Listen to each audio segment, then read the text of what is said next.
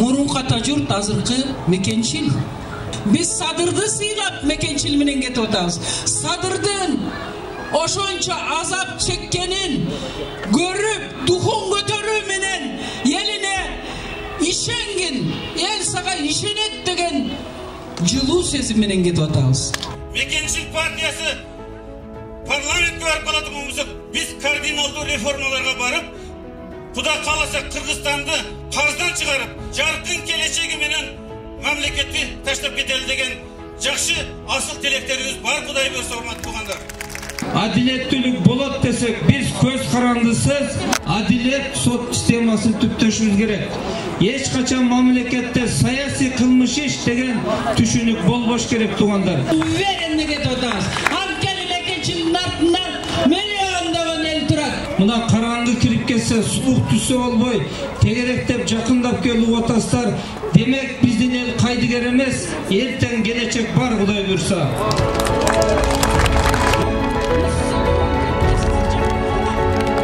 Мекенчил партиясы Ош шаарында аталган партиянын салмактуу иш-чарасына 2-Борбор калаанын тургундары катышты. Мекенчилдин такшалган акты караны иргеген талапкерлери Курмангул Зулушев, Жылдыз Жолдошова, Равшан Сабиров, Бакыт Аманбаев жана Санжар Төлөнбаевтер катышты. Алгач эле депутаттыкка талапкерлерге сөз берилип, партиянын платформасы жөнүндө айтып беришти. Биздин партия, Мекенчил партиясы парламентке келип калса, Куда кааласа, биз ушул 2700 кен байлык болсо, ошонун бардыгын, крышаларын, ошол жерден алып аткан доляларын бүгүнкү күндөгү чиновниктерден жана Кытайлардан келип алып, алтын кендерге киргизип алып, миллиондап алып аткандарын бардыгын ачыктап, спискаларын чыгарып, аларды жоопкерчиликке мыйзам чегинде тартабыз, урматтуу туугандар. Мына ушул убакка чейин эл менен эч ким эсептешкен эмес. Бийлик же бир саясий топ өзүнүн билгенин чечип, бош мыйзам кабыл алып келген. Депутаттын саны 75ке чүрүү, бир мандаттуу шайлоо системасын киргизүү, мажоритардык же партиянын лидерлеринен элдин колуна алган укугун кайтарып берүү. Эл өзү тандаш керек. Мына партия өтөт, лидери кандай тизмет түзсө, шайланып келишет, 5 жыл күлүп отурдуңуздар. Эми азыр биз терең ойлонуп добуш бербесек, дагы бир атты коюп алып 5 жыл күлөбүз, туугандар. Мекенчил партиясы парламентке барып калатын болсок, биз кардиналдуу реформаларга барып, Куда кааласа Кыргызстанды карздан чыгарып, биздин келечек муундарыбызга, неберелерибизге өнүккөн жаркын келечеги менен мамлекетти таштап кетели деген жакшы асыл тилектерибиз бар, Кудай буйрса, урматтуу туугандар. Азыркы Мурунqu ата журт азыркы мекенчил.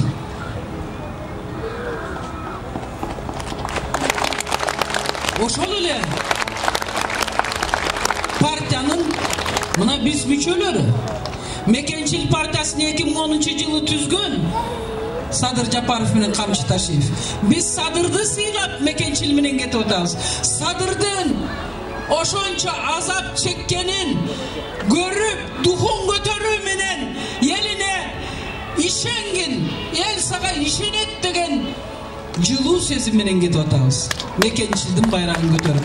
Мекенчилдерди катышуучулар колдоп кубаттап, шайлоодо добуштарын бере тургандарын айтып, катарынан баталарын берип, ак жол тилеп жатышты. Мен Садырдын досу Камчы болгон үчүн мен ушу Мекенчил партияга добушум берем. Ömrüңөр uzun bolsun, geleceğiңер кең болсун. Ушул Садырга күндө боштондук болсун. Ушул Садырдын түрмөдөн чыгыш үчүн мен үй бүлөм менен ушул Мекенчил партиясына Жылдыз эжени сыйлап, ушул партияга мен добуш берем. Ак тилек каалап, бактылуу болгула Кудайым тишиңерди ассın. Ар дайым астыда жүргүлө. Мамлекетибизди силер башкаргыла, силердин законуңарды бардык дүйнө, бардык мамлекет кабыл алсын. Мен тилегим ушул 5 вакыт намазда силердин тишиңердин ачык болушун тилеймин. Амин. Аллах. Каалаган максатыңарды Алла Таала орундасын. Элиңер пешенесинде мынандай ошо. Элиңер ушул силерди колдоп, сөзсүз түрдө ушул биринчилик орунду алып кеткиле. Менин каалоорум ошол. Алла Таала колдосун, пешенеңер ачык болсун, жамандык көрбөгүлө. жакшылыктын үстүндө дайыма күбө болгула, биздин сыймыктанган кандидаттар боло бергиле. Шайлоочулар арасында мекенчилдердин чыныгы күйөрмандары да четтен кездешет. Тактап айтсак, катышуучулардын арасында аталган партиянын төрагасы Камчыбек Ташиевке арнап ыр саптарын жазып келгендери да бар. Керилип жүрө берген Камчыбек, аскадан учкан улардай парпырай бер Камчыбек, куш төрөсү бүркүттөй чамына бер Камчыбек, жаңыдан чыккан айга окшоп жылмая бер Камчыбек, ысыгын чачкан күнгө окшоп нурдана бер Камчыбек, жылдыздардай жымыңдап дүйнөгө чачып жарыгың жүрө бергин Камчыбек. Депутаттыкка талапкерлер жарандарга акчага алданып башка партияларды шайлап албоону эскертти. Анткени Жылдыз Жолдошованын айтымында элдик партия бир гана Мекенчил партиясы. 6 миллион кыргызстандыктар эмнеге жериңерди баалай албай атасыңар? Эмнеге мамлекетиңерди баалай албай атасыңар? Ошол берген 5000 сомду бөлсөм 365 күнгө, урматтуу кыргызстандыктар, 13 сом 96 тыйын болот экен. Бул 14 сом деген сөз да. Эмне 14 сомго күнүбүз түшүп калдыбы? Жолугушуу кызуу жүрүп, күн батканына карабастан шайлоочулар суроолорун, сунуш пикирлерин, каалоо тилектерин катарынан билдирип жатышты. Булардын жортканда жолу болсун, жолуң Кудай оңдосун, кызыр бубам колдосун, кызыр жолдошу болсун, башына бакыттын кушу болсун. İlayim uşularda birinci jaratkan koldosun, ikinci uşu kalayık kalk koldosun. Kuda kalasa koldoyuz. Gelirle biz akçal otasın, hiç kim akçalgan jeri yok. Misal üçün şaylayız dep, korkutup turup burandan kılıp otadı. Sen erte bala şakan oynamasın, bizi şaylayısın dep. Şu bizim buna eldi de sizler de akışa karap, eldi koru algıla, eldi de kirayınırlı. Hiç kim alatkan yok, şu 5.000 somunu, 2.000 som bulunmalı. Sizler de eldi karap, eldi koru koyulan kişine. Buna banditlerden. Rahmat sizlerge. Sizlerge şu Mekençil mutuğanlar. Mekençil'i şaylayınız mı? Mekençil şaylayınız. Rahmat. Azır uşul Sadır Japarov'du süylep otabız, çıkarabız da otasızlar. İyigilik kalay.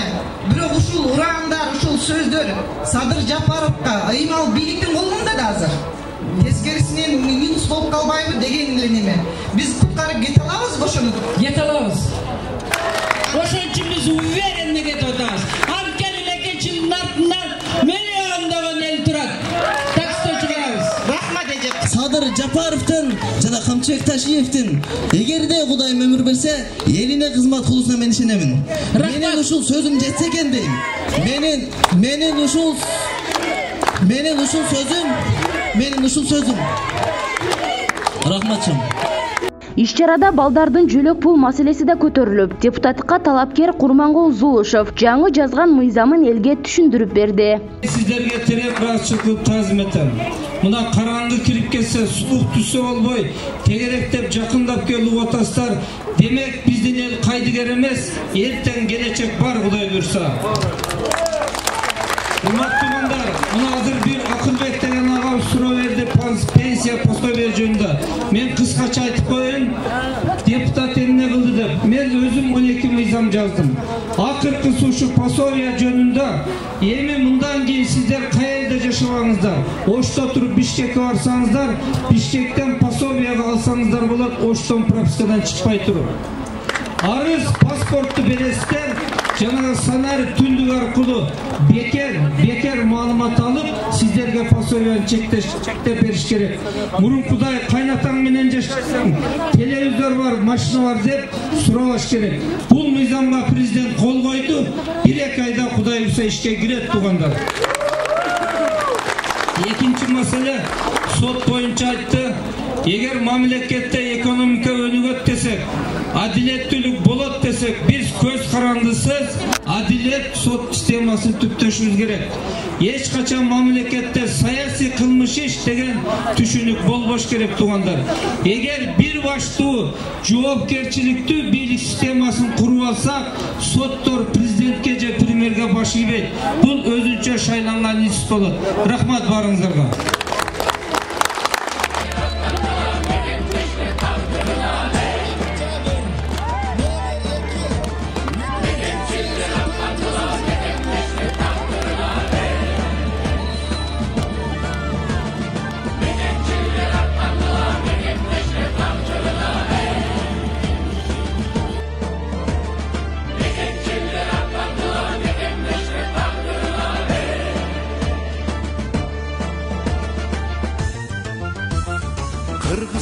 төгөлүн маңдай терди, кызмат кылгын жөн жүрбө басып жерди. Жанар тоодой тең атылып күкүрөктөр, жалпы журттун бирге буюп акыл кенчи. Манас суккан жүрөктөр бирге согуп, мекенчил эл болууга мезгил келди.